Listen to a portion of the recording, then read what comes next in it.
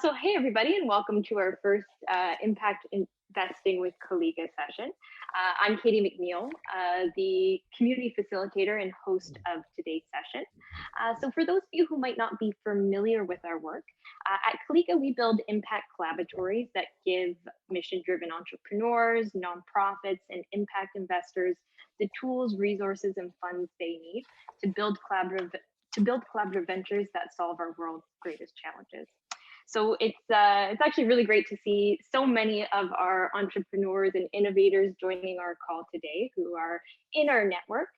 So I know we have Lyons Malherber on the call from South Africa, and he's our Ubuntu Impact Studio lead and helping us currently work on a mental health venture for South Africa. So hi, Lyons, welcome. I know it's quite late for you right now, so thanks so much for joining us.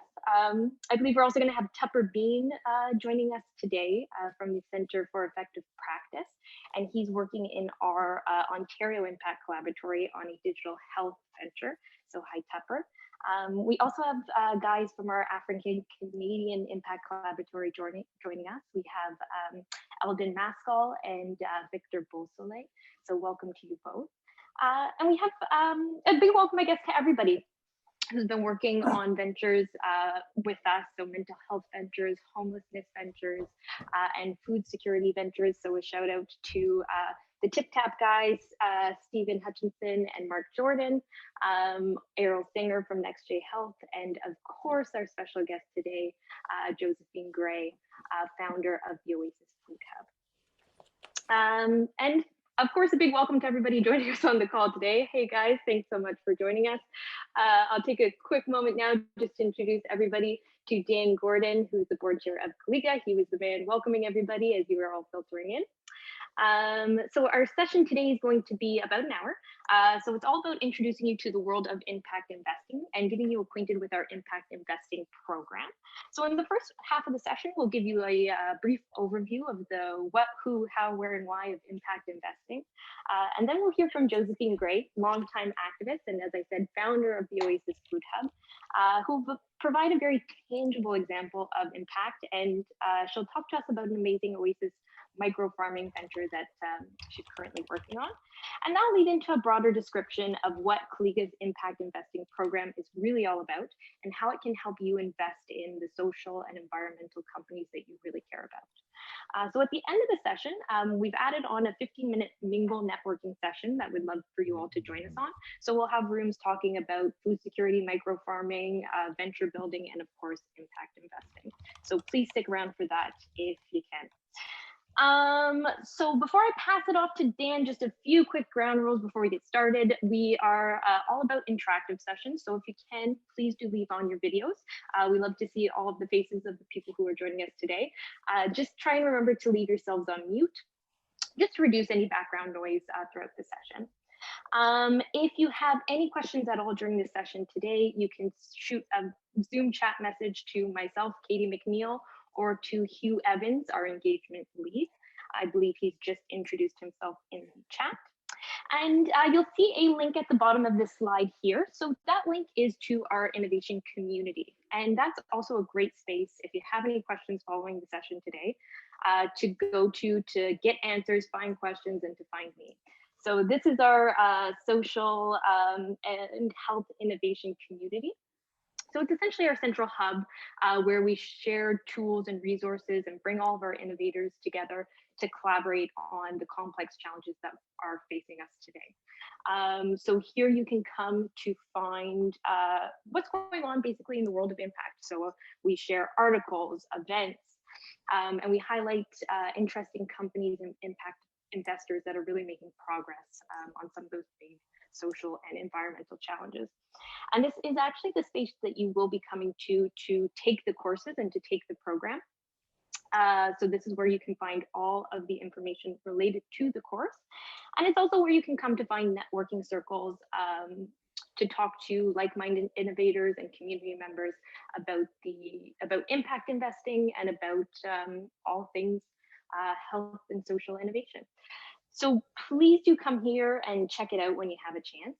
This is where you can come to find me as well, as community facilitator. I'm always hanging out here. So if you want to, you can always find me, shoot me a message in the community, and it's a quick way to get a response from me. But with that being said, I will now hand it off to Dan to introduce you to our impact investing program. Over to you, Dan. Thank you, Katie, and welcome all. It's really fantastic to see so many familiar names and faces on our call today. Thank you all for all of the support that you've given us for this what seemed to be a little bit of a crazy idea to start off with, that we would build impact laboratories and that we would connect entrepreneurs and investors and public organizations and private corporations, and that we'd work together to create positive social change and economic gains, and that we'd really focus on UN Sustainable Development Goals, a subject which is at the forefront of all of what we're thinking about today. So really what we bring together are activators, people like us on the call today who believe that by working together, we can create transformative change. We've always started off with a global vision that we want to improve the lives of 1 billion people. And as we have gone along over the last few years, we've connected into a network of partners and collaborators in North America, particularly in Africa and in Asia. And that gives us reach to well over 1 billion people to work with. But although we've always started off with a global view, our collaboratories and particularly our ventures are very, very focused, and they are very local. So there we bring together in a local environment partners with capabilities, investors with financial resources, sponsors and funders.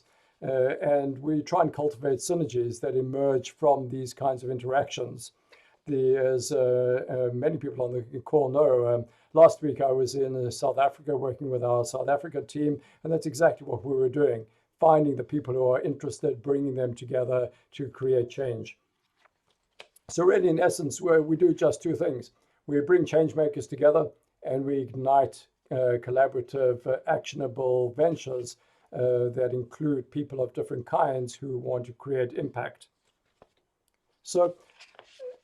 And that's really what we're talking about today, is the financial side of impact and impact investing and how that works. Let's just start off today by understanding a bit more about who we are on the call. We will do one poll now, and we'll do a second poll later. We're going to start off with 3 questions for everybody on the call. Katie and Hugh, please put up the poll questions, and will everybody on the call please rate the statements from I strongly agree with this to I strongly disagree. So here's the first question. Please answer the question whether you agree or disagree that you are confident that governments, the markets, and multinational efforts like COP26 are going to take care of the planet and all of its people. Are you confident in the power of the markets? Are you confident in governments to do what needs to get done? Do you agree that they will, or do you disagree that they will? Please submit your responses. Hugh, when we get about 10 or 15 responses, let us know.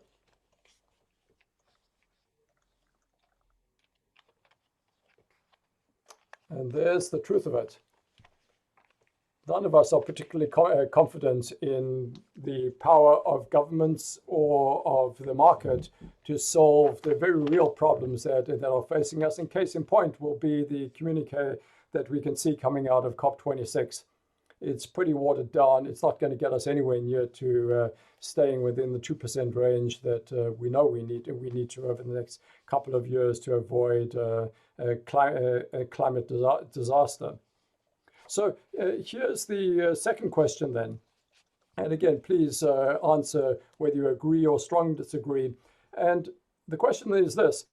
Do you agree that climate mitigation expenditures and pandemic recovery are two of the biggest wealth generating opportunities that we will see in the next decade. Do you agree that that the opportunity is enormous, or do you disagree with that? Please, again, put your answer in. Hugh, when we get to enough answers, please publish the results.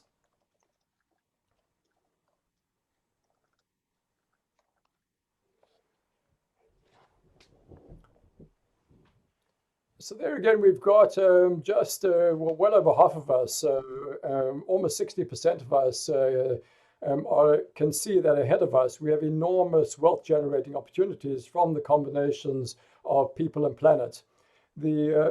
Just in the last few days, great Uncle Joe and great Auntie Nancy have just put in place it's something in the order of $1.6 trillion for infrastructure, and at least 47 billion of that is for climate mitigation and for pandemic recovery. And there's another something trillion bill that's going to follow. That's just one country. In the EU, they've just put another almost billion euros worth of programs in place for climate change and to recover from the pandemic. So there's an enormous amount of capital that's flowing around the systems. So let's ask the last question. And the question is this: how well equipped do you feel to know what to invest in and how to invest to get the impact and the returns that you want? Do you agree that you do feel well equipped, or do you disagree that you don't feel equipped enough to know what to invest in and how to invest?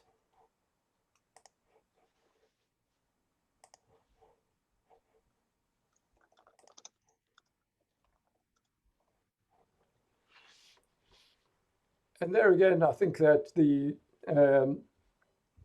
these are results that we anticipated, that there are some of us on the call today who do feel well equipped and think that we have the right information, data, and tools to be able to invest. But there are many of us on the call who don't feel that we are equipped to be impact investors. So putting this picture together, we know that governments and big corporations are not going to solve the problems for us. We know that there are huge opportunities ahead of us. And there are about half of us on the call today who think that we could do with a whole lot of better tools and data and networks in order to be able to solve the problems ahead of us. And that is the crux of the reason that we are running our impact investing program and building a network of well-informed impact investors. We want to make the right decisions. We don't know how to do it. So think of impact investing along two dimensions: a financial return dimension on the vertical axis and an impact dimension on the horizontal axis. The vertical financial return dimension goes from the top, what we think of as the unicorn, where we're going to get a multiple X times return on investment, all the way through to a zero ROI, which really means that we get our capital back, but we don't get an additional return, going through down to a minus 100% ROI, and that is in many cases a grant or a donation, or it's we invested in a company and lost our investment. And we choose where we want to be on that risk-adjusted axis. So for example, when we put our money into a savings account, we're choosing pretty close to a 0% return.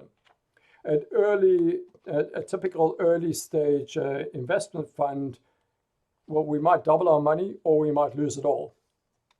So that's how we choose where we are on the financial dimension.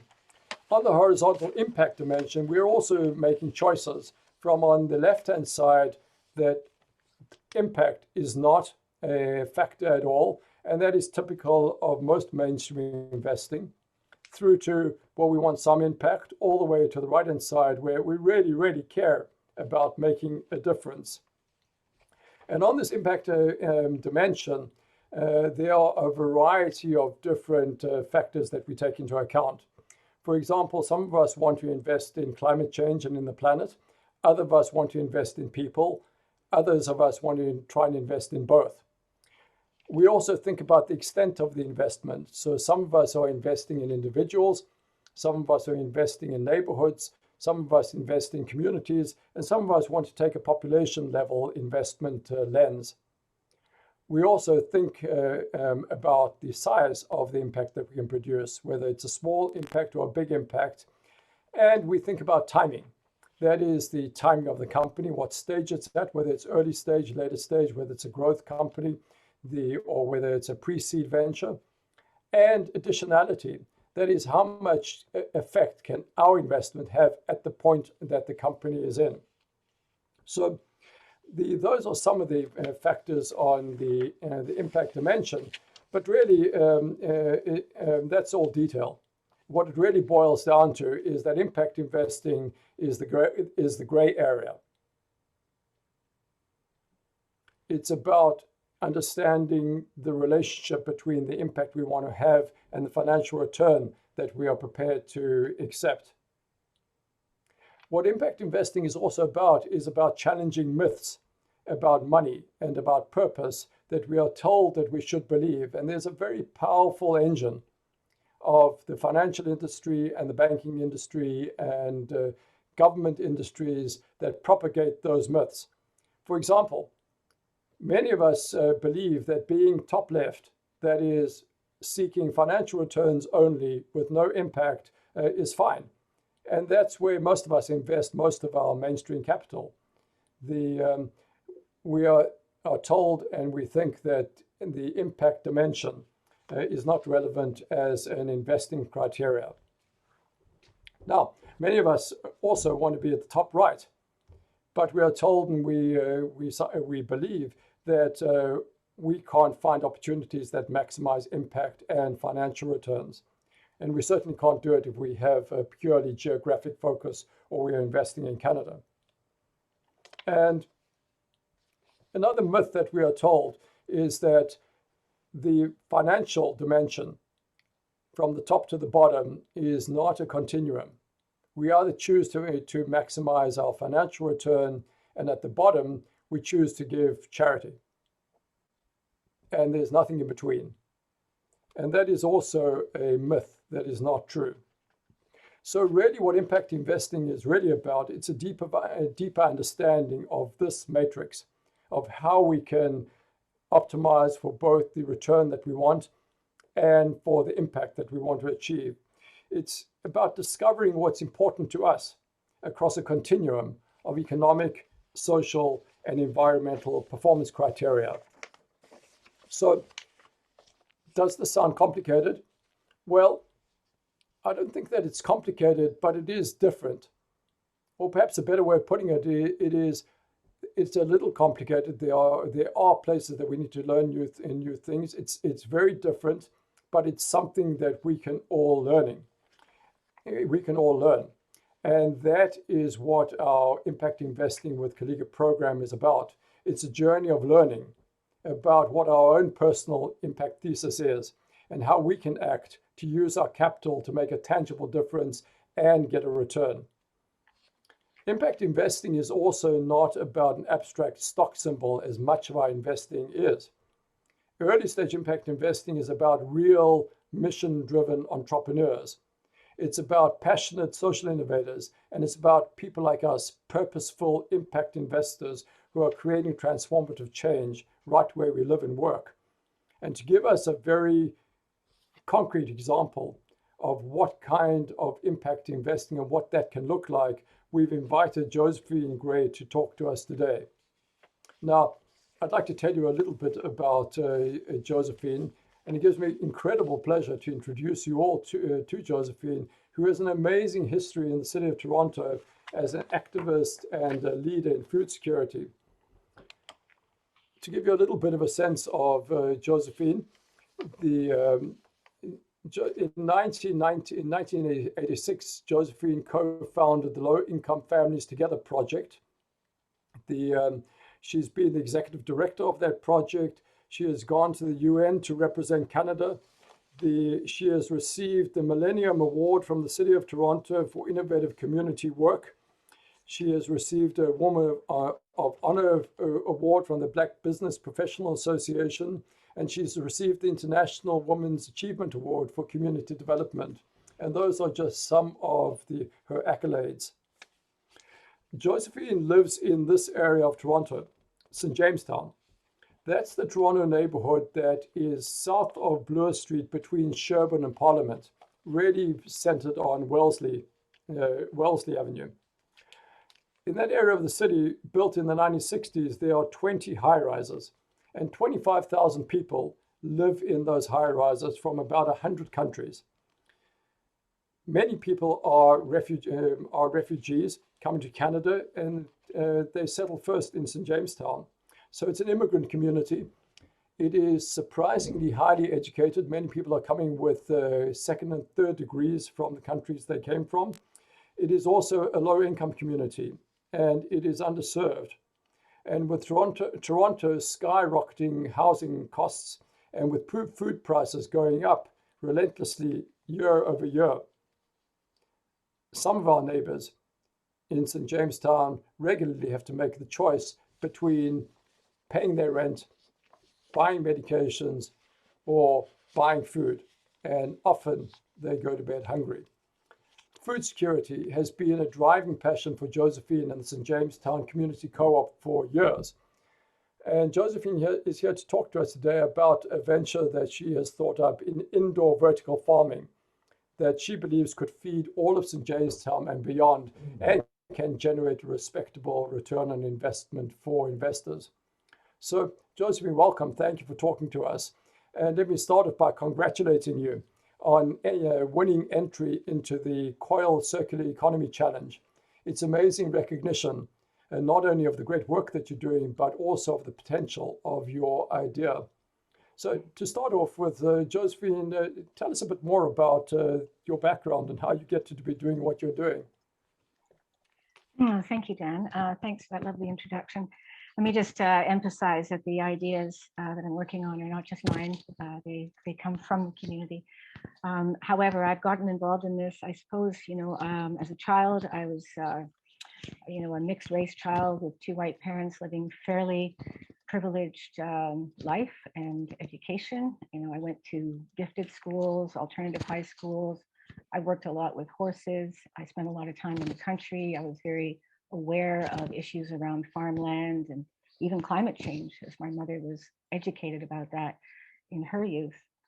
As I became a single parent, should I mention that I had quite a lot of interaction with quite wealthy folks from my work with horses, and I got quite familiar with a whole variety of aspects of society as I was growing up.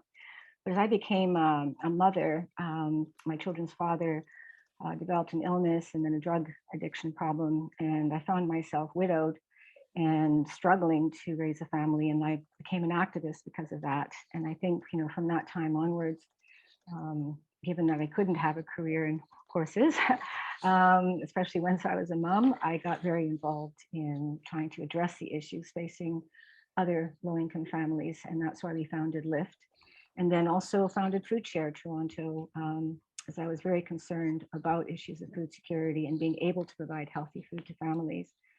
My work subsequently took me to 7 continents, to the UN, World Social Forums, and I've learned a great deal from many people around the world and how they come together with solutions. And I've always been very focused on how we can work collectively on solutions that directly impact us, but also can provide examples for other communities.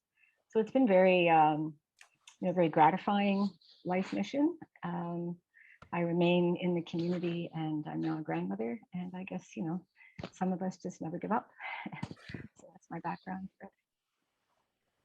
So how did the St. Jamestown Community Co-op come about, and what is it intended to do? Well, we were approached by Lyft, does a lot of incubating of projects by and for low-income people, and we were approached by some residents who wanted to work on increasing the access of newcomers and low-income people to healthy food.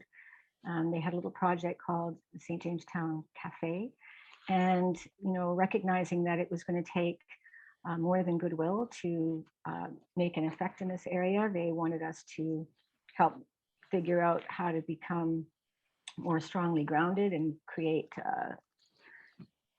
capacity for this kind of work. So we did a feasibility study that identified the community enterprise cooperative as the best model for our neighborhood to be able to, develop the on-site capacity for sustainable development and food security. We also did some studies around time banking as a good strategy for tracking, monitoring economic value and skills inventories and things like that in a community that has not a lot of money, but an awful lot of skills and talents. And then we were able to get a feasibility study grant from the City of Toronto to further develop an idea that we were coming up with called Oasis, the Oasis Food Hub. And that stands for Organic, Agroecological, Sustainable Integrated Systems. And that study has been a very important focus for us as we develop our modules in sort of a micro-pilot sense. So we have a community garden, we have a food buying club, we have a compost system, and yeah, we've just been building as much as we can with what we have. And the co-op is now about 150 members. We have about 7 staff, and then we've been responding to community needs for emergency food and the like.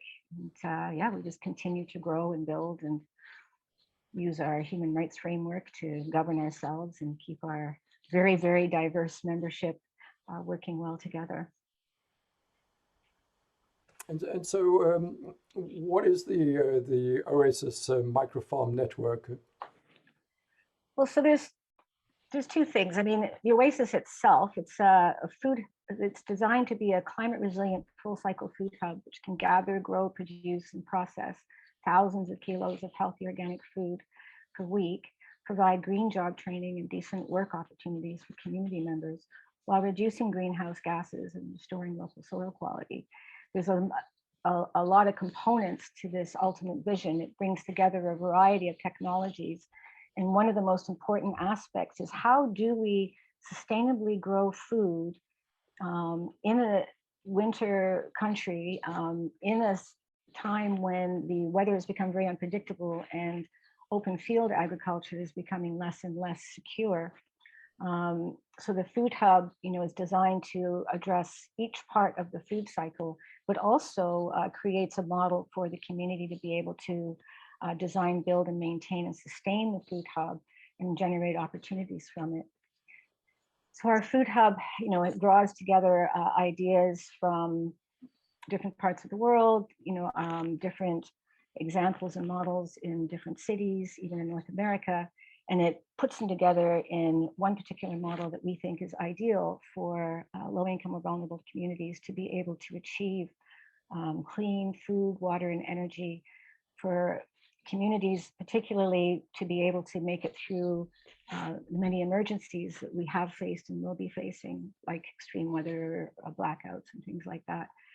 So it's kind of a big, ambitious idea, but the most challenging part is how do we grow that food indoors in a climate-controlled way that is also organic and healthy. So we have found a wonderful partner who has a very nicely developed system that's scalable from very small apartment size to shipping container size to larger spaces. And we're very excited that as we had hoped someone would be able to do, he's managed to get his system certified organic for both the fish and plant products. We have had the great fortune of becoming a part of Colleaga, and Colleaga is able to pull together some great partners with us and Nature Harmony, who's doing the food system. And we are devising a Microfarm pilot project to be able to introduce and test and develop this technology within the community setting so that people are learning about how the system works, and we can figure out ways in which systems like this can maximize the community's ability to produce food in a concrete jungle where there is really no access to soil. It's a pretty, I might say, like crazy idea that you don't see giant concrete towers. What you see is a giant, massive distributed farm with farms in people's apartments and shipping containers in your back garden, and the taking over the parking lots, and we've seen examples like this. The like Elevate Farms and Aero Farms who've got warehouse size indoor vertical farms. So the technology is getting there, and the LED lighting systems are getting there, and they're all data intensive and linked. So I can see how this would work, and that this is really it's a big data infrastructure kind of a project. Really, what you're doing is creating this living laboratory, and everybody who is producing food is actually producing data that we can then analyze and understand how to optimize food production in different kinds of environments. Yeah, I think it's, there's a couple of things that I think are important features of how we're developing this. And one is that we're trying to make sure that the community can sustain these kinds of projects and continue to evolve and develop them, because we are all having to do R&D as we figure out how to adapt to extreme weather and other issues affecting our food system. It's also very, very important to us that this model be replicable. So data gathering, data collection, data design is incredibly important to us. So we've been already developing through a developmental evaluation process. It uses time banking surveys, including translators, to working with people who are not digitally connected, so that we have really real-time accurate information about what people need, what they're able to do, what they need to learn, what the possibilities are. And I think another piece that's key to us, so we want it to be as replicable as possible. So having that really solid data, those really solid data systems are key to both running the food hub, but also the R&D development aspects. And I think another point that really matters to us is that we feel that our community is ideal as a place to pilot this sort of initiative, because we speak so many languages. We have 140 plus languages, and we're very well connected to the rest of the world. So if there was ever a place to create something that could benefit people around the world facing similar challenges, it's St. Jamestown. And we know that we're a microcosm of the challenges that face the rest of the world, rising migration, food insecurity, inequity, and all these things. So we want this model to be a beacon of hope and proof of concept that building from within a community and having the structures, governance, models, and technologies in place to be self-sufficient and self-reliant and be able to create and produce healthy food is just so incredibly valuable to both us, but also to other communities and to the world. And so just as a last question then, so it sounds like really what you're wanting to produce is not just one farm, but a replicable farming business model. And so what are the major benefits of doing that?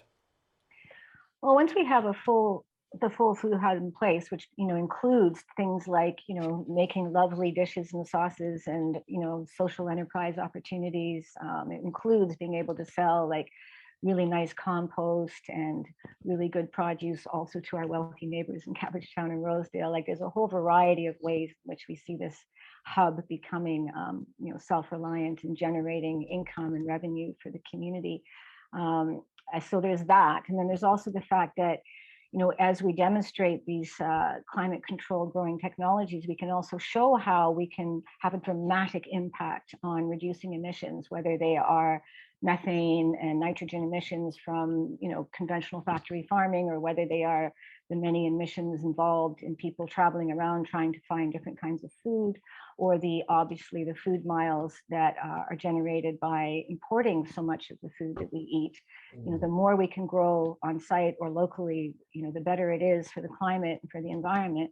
So there's a whole range, we think, of benefits. In fact, when we did an analysis, we find that our model actually helps to meet many of the sustainable development goals, most of the sustainable development goals. And we think that's very important as well, because the 17 sustainable development goals are essentially a global blueprint for how we can become sustainable and manage to adapt to the current challenges we all face. And so again, for us to have a model that reflects and supports those goals, I think makes it also attractive and more replicable. It's an amazing vision. It is like really super out there. On the scale of why don't we grow a farm on Mars? But in this case, it's why don't we do a massive scale farm in the middle of a city, and reduce carbon emissions through hyperlocal production, but also even more than that, create a long-term sustainable solution to what are equally long-term problems of systemic poverty, the racial injustice, and environmental degradation. Indeed. I mean, one of the things that I forgot to mention is that there's acres of underused or unused underground space in this neighborhood. So for us, the only logical place to turn was those underused spaces. And that has the added side benefit of being very easy to control climate and maintain temperatures, and to use off-peak hydro and things like that. So, we've seen that, for instance, the city of Paris is growing mushrooms in underground parking garages. So we know these things can be done, and we know that we have the elements that are required. It is, however, really challenging to get, for instance, the city or some of the current institutions to be able to respond to these kinds of innovations and adaptations. So that's, one of the reasons why it's so important for us to have, good partners like Colleaga and Nature's Way and others who can help work this vision with us. Because also, frankly, being a bunch of brown people and newcomers, they don't always sit up and listen to us when we come to them alone. So this is why I think impact investing and this innovation model is so critically important at this time. Josephine, thank you very much. It's an amazing idea. For everybody, I think there is a virtual way to give a round of applause.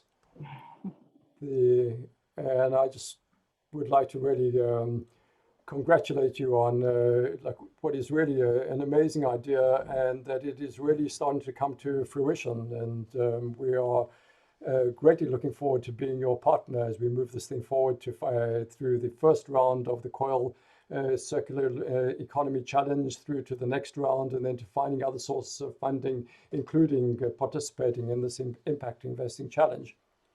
So we will, at the end of the session, we will have breakouts, and Josephine is available to chat more about this. To continue then on what the Impact Investing Program is about,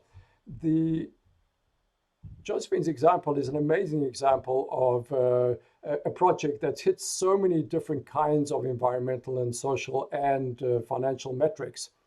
But the truth is that there are hundreds, if not thousands, of worthy companies and ventures. Just on this call today, if you look around on this call, there are entrepreneurs and social innovators among us who are looking at digital health, digital primary care, mental health, financial inclusion, the donation economy, and affordable housing.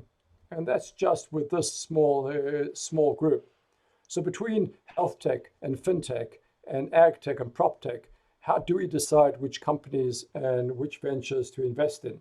Which ones are going to generate the right kind of a de-risk financial and social returns on investment?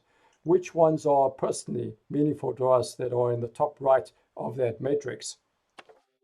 And so that is what the core of what our impact investing program is about.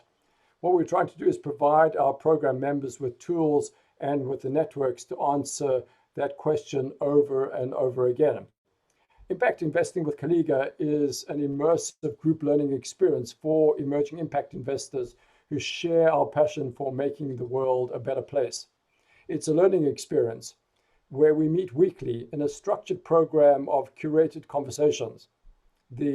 It's an active learning experience where we actively investigate ventures that are coming out of our collaboratory and out of other places, and where we decide where we are going to not only learn about them, but invest our own capital.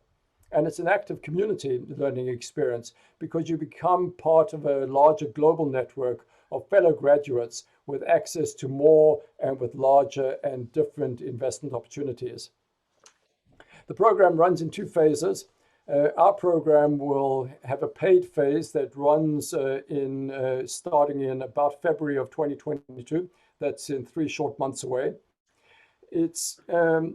And prior to that, we are going to run another 2 or 3 sessions like this, where we will introduce other interesting case studies that we're preparing for investment readiness, and introduce other tools like that framework that we started in the beginning to give you a taste of what the program is about. When we start the program, every accredited investor participant in the program contributes $10,000, and we pool that $10,000 into a single special purpose fund.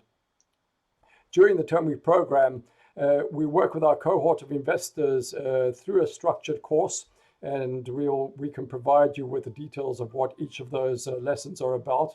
And that includes lessons on impact investing, on financial analysis, on due diligence, red flags, and specialty themes. Like, for example, what are the opportunities in energy impact investment? What are the food supply chain opportunities? How do we understand healthcare impact investing? And at the end of the program, the cohort of investors choose what we want to invest in, 1 or 2 investments. We then manage the special purpose fund, and we invest in the opportunities that the investors have selected. We manage the fund until we get a return of capital, and then we distribute the capital and the gains back to investors according to the number of units that each investor holds. And that is a well-established technique and fund management process that we have in the bag. Now, we cover all of the costs of the program and of the fund management with a $5,000 fee, and that covers Colleaga memberships for 3 years. It covers all of our program costs, and it covers our fund administration costs. And we do that in comparison to a typical fund with a 2% administration fee. This is a much more efficient way of putting all of our capital to work and generating much greater returns than if we had to subtract out and net out administration fees. We also aim to be inclusive of all kinds of people. So if the investment fee size or the program fee is a barrier, talk to us, and we have sponsorships that we can allocate. So really, impact investing with Colleaga, and indeed all of the Colleaga impact collaboratories, are about this movement for positive change in which we are all change makers. It's reminiscent of Mark Carney's wonderful new book, which he called Values, where he describes what is ahead of us, and that one of the most important roles that we all have ahead of us is to ask the right questions. And those questions are: what does it mean to be an impact investor? How do you focus on social and environmental impact? And who are the emerging companies and ventures and that are coming out, and what should we invest in? And more importantly, It is about understanding that this is about our personal values and a personal understanding of what our investment impact thesis is. It's understanding of the purpose of capital and the purpose of our capital and how we can use it in ways that achieve results for populations, for communities, for neighborhoods, and for individuals. And to bring it back to what